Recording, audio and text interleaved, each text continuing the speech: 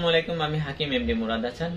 যে সকল মা বোনের আপনার অনিয়মিত ঋতুস্রাবের সমস্যা সম্পূর্ণ ঘরোয়া উপায়ে কিভাবে সমাধান করবেন, আজকের ভিডিওর মাধ্যমে সেই রেসিপিটা আপনাদের সাথে শেয়ার করব। অবশ্যই ভিডিওটা শেষ পর্যন্ত দেখবেন এবং ভিডিওটা ভালো লাগলে শেয়ার করে দিবেন, যাতে অন্য কেউ দেখে উপকৃত হতে পারে।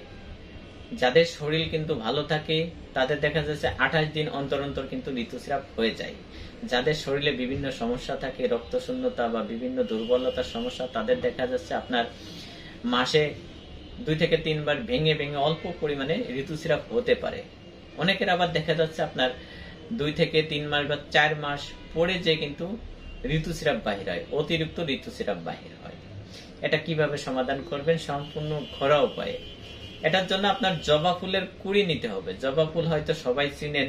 এই কুড়ি নিতে হবে আপনার 3 থেকে 4টা কুড়ি আপনার পানির সাথে বেটে আপনার পুরাতন আখের গুড় 1 থেকে 1.5 চামচ মিক্স করে ঋতু চলাকালীন সময় যদি যাদের এই সমস্যা তারা যদি সেই কয়দিন খেতে পারে, ইনশাল্লাহ এই অনিয়মিত ঋতুস্রাব বা তাহলে অনিয়মিত ঋতুস্রাব বা দেখা যাচ্ছে ঋতুস্রাবের সময় অতিরিক্ত ব্লাড বাহির হয়, ইনশাল্লাহ স্থায়ীভাবে সমাধান হয়ে যাবে।